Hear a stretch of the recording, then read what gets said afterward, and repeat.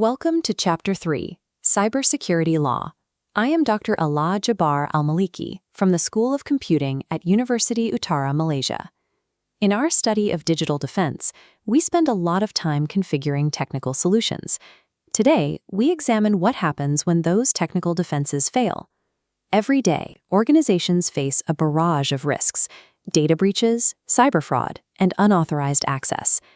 Without a legal framework, these failures create systemic chaos: no accountability for attackers, no protection for user data, and no mechanism to resolve disputes.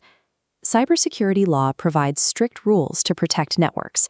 Hacking becomes punishable cybercrime. System logs become digital evidence.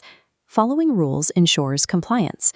Enforcing this introduces jurisdiction challenges as traffic crosses borders.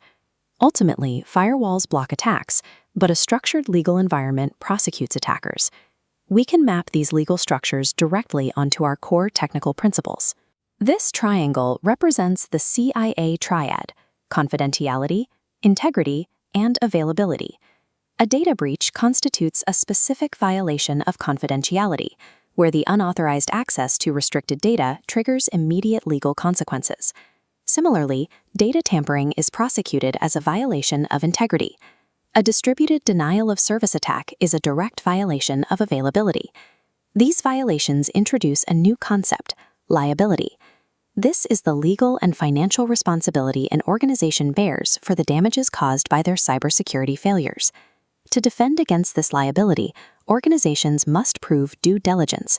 They must demonstrate to regulators that they took reasonable, proactive steps to protect their systems before an attack ever occurred.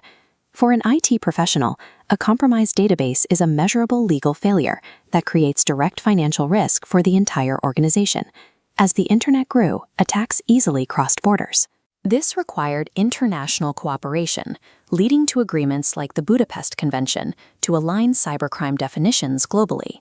We also see vast regional frameworks. The European Union enforces the General Data Protection Regulation, or GDPR, punishing the misuse of personal data with heavy financial fines. Moving to the national level, sovereign states establish their own jurisdiction over digital activities. In Malaysia, we rely on the Computer Crimes Act of 1997 to prosecute unauthorized access and hacking. Alongside it, the Personal Data Protection Act enforces strict organizational responsibility for handling user data. These national laws are robust, yet when an attacker based in a foreign country targets a Malaysian network, prosecuting them demands intense coordination between differing legal systems, creating immense friction. Let's test these concepts. Imagine a hacker locks a Malaysian hospital's database with ransomware and demands payment. Which CIA principle is violated, and which Malaysian law applies? You have 10 seconds.